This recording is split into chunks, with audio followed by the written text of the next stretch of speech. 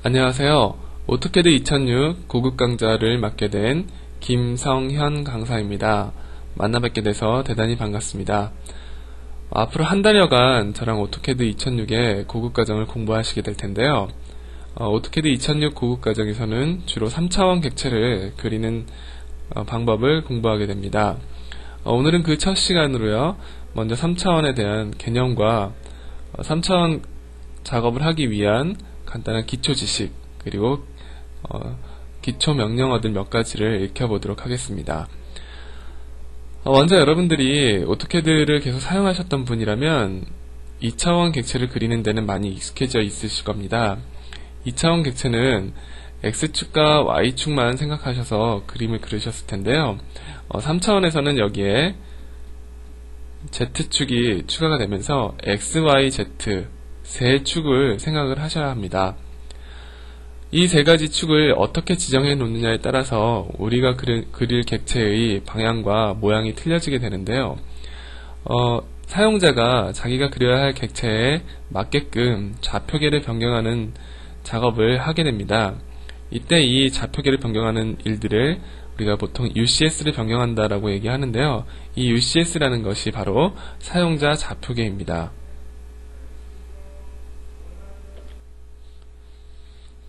자, 여기 보이는 것이 여태까지 여러분들이 2차원 작업을 할 때 보아오던 UCS 아이콘이고요. 그 다음에 이제부터 우리가 보게 될 UCS 아이콘이 오른쪽에 이런 모양입니다. 여기 보시면 Z라는 글씨가 보이는데요. Z축까지도 확인이 가능하게 되는 거죠. 자, 그 다음은 오토캐드에서 사용하게 될 세 가지 모델링 방법을 알아볼 텐데요. 오토캐드에서 사용하는 모델링의 종류는 와이어 모델링, 그리고 서피스 모델링, 그 다음에 솔리드 모델링이라는 것이 있습니다. 그 중에 먼저 와이어 모델링은요, 말 그대로 뼈대를 만드는 작업입니다. 이 와이어 모델링에 사용되는 명령어들은 의외로 우리가 너무나 많이 사용했던 명령어들인데요.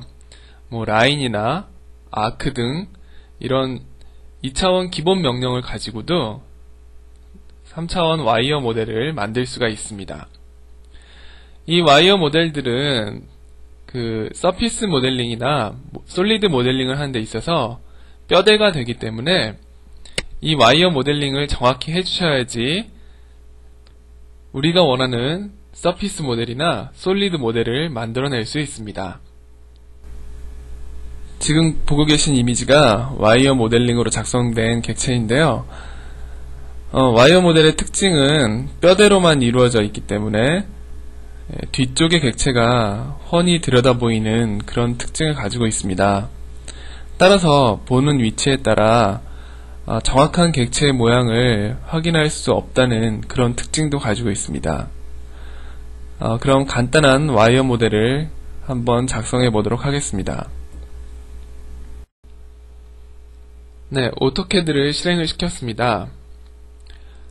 지금 화면은 여러분들이 2차원 작업을 할 때 보아오던 오토캐드 화면인데요.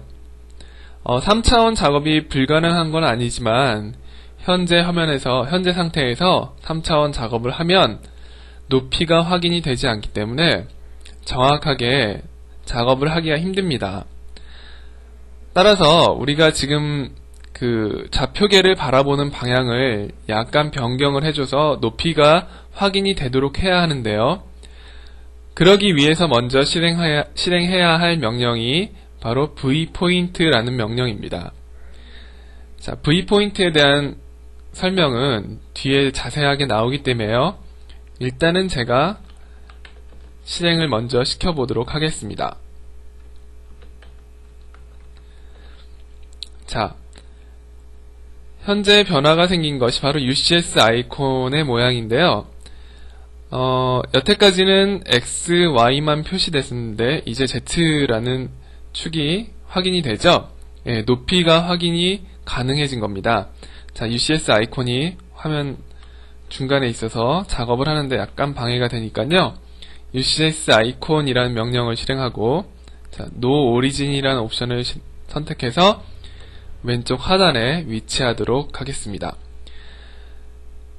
자, 먼저 와이어 모델링에서는 사용되는 명령어가 제가 아까 의외로 많이 쓰던 명령어들이라고 했죠. 라인이나 아크 뭐 이런 명령어들 가지고도 충분히 객체 작성이 가능한데요. 3000 객체의 바닥을 먼저 렉탱 명령어로 그려보겠습니다. 자, 밑면이 가로 4, 세로 2인 바닥을 먼저 그렸고요. 자, 여기에 기둥을 세워야 되겠죠? 예, 라인 명령어로 Z방향으로 향하는 기둥을 그려보겠습니다. 이때 여태까지 사용했던 상대 좌표를 이용하면 되는데요. 자, 여태까지는 골뱅이 x, y 이런 형식으로 입력을 하셨었죠. 예, 이제는 Z값도 입력을 하실 수가 있습니다.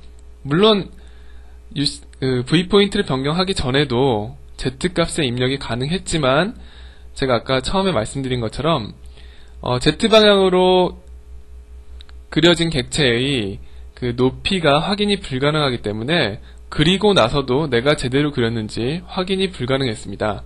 그렇지만 이제는 Z값을 줘가지고 객체를 그리면 약간 비스듬하게 보게 되는 거기 때문에 높이가 확인이 가능합니다. 따라서 여기서도 상대 좌표에 Z값을 입력해서 그림의 작성이 가능합니다. 자, 제가 Z값으로 4를 주겠습니다. 자, 그러면 여러분들 UCS 아이콘과 비교해 보시면 아시겠지만 Z방향으로 4만큼 올라간 객체가 그려진 것을 볼 수 있습니다. 자, 그 다음에 X축 방향으로 2만큼 가겠습니다. 자, 상대좌표 쓰시면 된다고 그랬죠? 골뱅이 2,0 해서 X축 방향으로 2만큼 가는 선을 그리겠습니다. 이때 Z값을 뒤에 0을 붙여주셔도 좋지만 같은 Z값은 상대좌표에서 생략이 될 수 있기 때문에 그냥 골뱅이 2,0 이렇게 주셔도 됩니다. 자, 이번에는 Z방향으로 가긴 가되 아래쪽으로 갈 겁니다. 그래서 상대좌표 골뱅이 0,0, -2. 자, Z값이 마이너스가 들어갔기 때문에 밑으로 가게 되겠죠? 자, 그 다음에 다시 골뱅이 2,0. 자, 오른쪽으로 갔고요. 그 다음에는 오스냅을 쓰셔서 처음 시작한 곳은 여기죠. 네, 맞은편 쪽으로 끝을 내고 엔터 눌러서 이렇게 옆면을 세웠습니다. 자, 이 다음에는 쓰실 수 있는 명령어가 2차원 객체 그릴 때랑 똑같은데요. 카피 명령어를 써보겠습니다. 객체를 선택을 하시고요. 자, 엔터. 그 다음에 기준점 그리고 복사될 위치를 선택해주면 되겠죠. 그 다음에 엔터. 자, 그럼 면이 아직은 면이라고 할 수는 없지만 기둥이 저쪽 맞은편에도 생긴 걸 볼 수 있죠. 자, 그 다음엔 다시 라인 명령어로 선을 이어주시면 되는데, 자, 오스냅 기능이 있기 때문에 끝과 끝 그리고 끝과 끝 이렇게 연결만 계속 해주시면 됩니다. 자, 그러면 간단한 3차원 와이어 모델이 완성이 됐는데요. 네, 명령어 아주 쉬웠죠. 라인 그리고 카피 이런 것들, 그리고 상대 좌표에서 Z값만 추가된다는 것, 이런 것만 기억하시면 쉽게 와이어 모델은 작성하실 수 있을 겁니다. 물론 지금은 직선만 들어간 와이어 모델이라 UCS 변경하고 이런 게 없었기 때문에 특히나 쉽게 생각될 수 있지만, 곡선이 들어간 객체라고 하더라도 간단히 UCS만 한 번만 변경해주면 되기 때문에 그렇게 크게 어려운 건 없습니다. 거기에서도 마찬가지로 곡선이 들어가면 서클, 아니면 아크, 또는 서클 그려놓은 다음에 트림, 이런 명령어로 곡선을 쉽게 작성할 수 있습니다. 예, 그런 방법은 또 다음 시간이나 UCS 변경이 본격적으로 될 때 또 작성을 해보도록 하겠습니다. 자, 그럼 와이어 모델 여기까지 여러분도 한번 따라서 그려보시기 바랍니다. 지금 보시고 계시는 이미지가요, 와이어 모델링으로 작성된 와이어 모델인데요. 지금 이 그림에는 곡선이 이렇게 들어가 있네요. 이 곡선을 그리기 위해서는 UCS의 변경이 필요합니다. 근데 우리가 아직 UCS를 변경하는 방법을 배우지 않았기 때문에 현재는 이런 모델을 그리려면 조금 어려운데요. 나중에 UCS를 변경하는 방법을 배우고 그리고 나서 한번 그려보도록 하겠습니다. 자, 다음은 서피스 모델링에 대해서 설명드리겠습니다. 서피스 모델은 면 처리가 되어 있는 객체입니다. 다시 말해서 껍데기가 이렇게 붙어 있는 모델이라고 할 수 있죠. 왼쪽에 보시는 이미지가 우리가 보통 이제 오토캐드에서 작업할 때 보여지는 서피스 모델의 이미지인데요. 지금 보시면 와이어 모델처럼 뒤쪽이 이렇게 다 훤히 비치는 것을 볼 수 있습니다. 작업할 때는 이런 식으로 표시가 되고요. 우리가 면 처리한 부분을 실제 모습으로 보여주는 쉐이드 같은 명령어를 쓰면요, 오른쪽에 같은 이미지로 나타나게 됩니다. 이렇게 보여지게 되면 실제로 이 모델이 어떻게 생겼는지 확실히 구분이 가능합니다. 이 서피스 모델은 조금 복잡한 객체를 그리는데 효과적으로 적용을 시킬 수 있는데요. 객체만 복잡해지는 것이 아니고 그 객체를 그려내는 과정도 좀 복잡해지게 됩니다. 그래서 손이 많이 가는 단점을 가지고 있습니다. 그래서 특별한 경우가 아니라면 그렇게 애용되지는 않고 있습니다. 자, 다음은 솔리드 모델링에 대해서 설명을 드릴 텐데요. 솔리드 모델링은 속이 꽉 차 있는 객체를 만들어내는 모델링입니다. 이렇게 속이 꽉 차 있는 객체는 부울린 연산이 가능해지는데요. 부울린 연산은 쉽게 우리가 알고 있는 집합으로 설명을 할 수가 있습니다. 자, 두 개의 객체가 있는데 물론 교차하는 부분이 있어야지 말이 이제 쉽게 풀리는데요.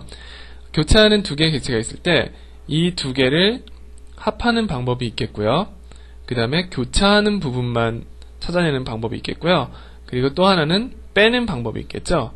자, 이렇게 두 개의 객체를 가지고 다른 객체를 만들어내는 이 과정을 부울린 연산이라고 우리가 얘기하고 있습니다. 이런 활용이 가능하기 때문에 보다 효과적으로 우리가 원하는 모델을 만들어낼 수 있고요. 자, 그 예가 다음 페이지에 나오는데요. 자, 지금 그림을 보시면요. 이 구멍이 뚫린, 세 개의 구멍이 뚫린 객체가 지금 솔리드 모델링으로 작성이 된 것인데요. 서피스 모델링으로 이런 객체를 표현하려고 하면은 굉장히 많은 시간이 들어갑니다. 근데 솔리드 모델링을 할 경우에는 먼저 이렇게 겉에 객체를 그려놓고요. 그 다음에 구멍 역할을 할 객체를 따로 그려줍니다. 그리고 전체 객체에서 구멍 역할을 할 애들을 3개를 빼주면 그 자리에 구멍이 생기는 겁니다. 예, 뭐 간단히 뺄셈 한 번으로 이런 객체가 만들어지는 거니까요. 서피스 모델에 비해서는 훨씬 편하게 되겠습니다. 그래서 요즘 많이 애용되고 있기도 한 모델링입니다. 지금까지 오토캐드에서 사용하는 3가지 모델링 방법을 살펴봤습니다. 이 3가지 모델링은 물론 장단점이 다 존재하지만 상황에 꼭 필요한 모델링이 있습니다. 그 상황에 맞게 적절한 모델링을 선택하는 것은 여러분들이 많은 그림을 그려보고 난 후에 자연적으로 알게 될 텐데요. 그러기 위해서는 열심히 연습을 하는 그런 과정이 필요합니다. 자, 다음은 3차원에서의 좌표계 연습이라는 항목이 있는데요.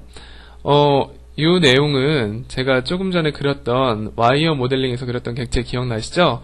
예, 그 객체를 그리는 과정이 들어 있습니다. 현재 여러분이 보고 계시는 문서는 자료실에 올려놓을 건데요. 여러분들이 수업을 받으시기 전에 먼저 이 교환을 한번 쭉 읽어보시고 그리고 수업에 참여하시면 훨씬 내용을 이해하시는 데 도움이 많이 될 것입니다. 지금 여기 나오는 내용들은 제가 아까 오토캐드를 실행해 놓고 그렸던 그 과정들을 글로 설명한 건데요. 여러분들 쭉 한번 읽어보시고요. 그리고 읽는 데만 그치지 마시고 오토캐드 직접 실행시키셔가지고 이 과정대로 한번 꼭 그려보시기 바랍니다. 자, 이 내용은 제가 설명을 드렸던 부분이니까 저는 이 수업 시간에는 그냥 넘어가겠습니다. 네, 제가 몇 페이지 넘어왔고요. 다음은 3D라는 명령어인데요. 3D는 3차원의 기본 오브젝트를 만드는 명령어입니다. 이 명령어는 그렇게 많이 이용되진 않는데요. 그 이유는 말 그대로 기본 객체를 만드는 명령어이기 때문에요. 이런 기본 객체를 그리는 상황은 그렇게 많이 주어지지가 않습니다. 그러다 보니까 그렇게 널리 이용되는 명령어는 아닌데요. 몇 가지 기본 객체를 빨리 그릴 때는 효과적일 수도 있습니다. 서피스 툴바를 여시면요. 네, 여기 보여지는 부분이 있는데요. 이 부분이 3D 명령에, 그러니까 3D죠. 3D라는 명령에 연관된 아이콘들입니다. 먼저 첫 번째로 살펴볼 건 박스인데요. 예, 아이콘을 보시면 그냥 이런 객체가 그려지겠구나 하고 아실 수 있겠죠. 예, 3차원 육면체를 만드는 명령이고요. 그리고 이 박스를 그리게 되면은 지금 여기에는 마치 와이어 모델처럼 보이게 되지만 실제로는 면 처리가 다 된, 그러니까 서피스 모델을 만들어내는, 그래서 서피스 툴바에 있겠죠. 예, 그런 명령이 되겠습니다. 예, 그 다음은 콘이라는 명령어고요. 원뿔 형태를 쉽게 만들어줍니다. 다음은 DC라는 명령이 있는데요. 예, 굴을 반을 잘라가지고요. 그 밑부분을 얘기하는 겁니다. 마치 접시처럼 생겼다고 해서 DC라고 표현을 하는데요. 접시라고 하기에는 조금 더 둥근 모양을 가지고 있습니다. 그리고 다음은 돔이라는 명령어인데요. 돔은 DC의 반대편 위쪽 부분을 얘기하고요. 메쉬는 아이콘에도 나와 있지만 3차원 그물망 구조, 이런 객체를 만들어주는 명령입니다. 다음은 피라미드인데요. 예, 사각 뿔이라고 할 수 있겠죠. 예, 피라미드 형태를 만들고요. 그 다음에 스피어는 공 모양의 구를 만듭니다. 3차원 그 면 처리가 된 구죠. 그 다음에 토러스는 튜브 모양, 크게 보면 튜브 모양이고요. 작게 보면 도넛 모양인데요. 예, 이런 객체를 그려주고요. 웨지는 쐐기 모양이라고 할 수 있죠. 예, 그래서 박스가 대각선 방향으로 잘린 그런 모양을 만들어줍니다. 3차원 이 3D 명령이 많이 사용되지 않는 이유를 제가 아까 잠깐 설명을 드렸는데요. 또 한 가지 사용되지 않는 이유가 여기 나와 있네요. 예, 솔리드 모델에서도 같은 모양의 객체를 만들어주는 명령이 있기 때문에요. 이왕이면 솔리드 모델로 그리다 보니 3D 이 서피스 모델은 그렇게 많이 사용되지 않는 것 같습니다. 엘리브란 명령과 티크니스라는 명령에 대해서 알아보겠습니다. 두 개의 명령어는 서로 비슷한 명령어인데요. 티크니스 명령어가 엘리브 명령에 포함되었다고 보셔도 되겠습니다. 엘리브 명령은 객체가 그려질 고도를 지정하는 엘리베이션 옵션과 그려질 객체의 두께를 지정하는 티크니스 옵션으로 이루어져 있습니다. 엘리베이션 값은 현재 객체가 그려질 Z축의 높이를 지정하는 것입니다. 티크니스 값은 두께를 지정한다고 되어 있는데요. 예를 들어서 이런 모양의 객체를 그렸다고 생각해 보겠습니다. 엘리베이션 값이 0일 때는 이 객체는 XY 평면에 바닥에 그려지게 되어 있습니다. 그렇지만 여기 엘리베이션 값을 지정하게 되면 XY 평면에서 Z 값이 1인 위치에서 객체가 그려지게 됩니다. 티크니스 값은 객체에 두께를 준다고 되어 있는데요. 이 두께는 Z축 방향으로의 두께입니다. 예를 들어서 선을 하나 그리면 보통 선은 이렇게 얇은 선이 그려지는데요. thickness 값이 지정되어 있으면 Z축 방향으로 1만큼 두께를 가진 선이 그려집니다. 그리고 이 부분은 면으로 인식이 됩니다. 자, thickness 명령어는 elib 명령에서 thickness 옵션만 따로 떼어낸 명령이라고 생각하시면 되겠습니다. 자, 그럼 간단한 그림을 한번 그려보도록 하겠습니다. elib와 thickness 명령어를 사용해서 객체를 한번 그려보도록 하겠습니다. 자, 먼저 elib라는 명령을 실행시키고요. 자, 확인을 한번 해보겠습니다. 현재 고도는 0, 그리고 현재 객체 두께도 0입니다. 이 상태에서 서클을 한번 그려보겠습니다. 자, 평상시 여러분들이 보아오던 서클이죠. 예, 지금 모양이 약간 찌그러진 거는 V포인트가 변경이 되어 있기 때문에 비스듬하게 봐서 원이 좀 찌그러진 모양으로 보입니다. 자, 이게 일반적인 서클인데요. 먼저 thickness 값을 변경해 보겠습니다. 값을 제가 1로 변경을 하고요. 그 다음에 서클을 그려볼게요. 자, 그림이 그려지고 나면 원의 두께가 표현된 것을 볼 수 있는데요. 저 두께라고 표현하는 부분은 면입니다. 면. 예.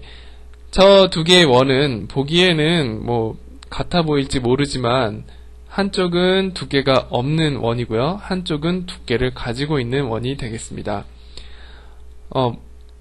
평면 원에서 3차원 객체인 원으로 변신을 한 거죠. 자, elib라는 명령을 실행을 시켜보면요. 이건 thickness 명령하고 조금 다른 게 고도를 지정할 수 있다는 것입니다. 고도를 1로 주고요. thickness는 2로 줘보겠습니다. 그리고 다시 원을 그려보겠습니다. 자, 이번엔 좀 조그맣게 그릴게요. 자, 지금 엘리베이션이 1, thickness가 2 적용된 원이 그려졌는데요.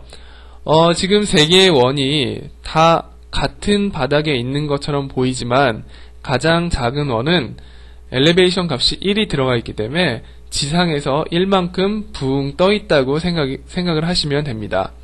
그러니까 서로 사는 그 층이 틀린 거죠.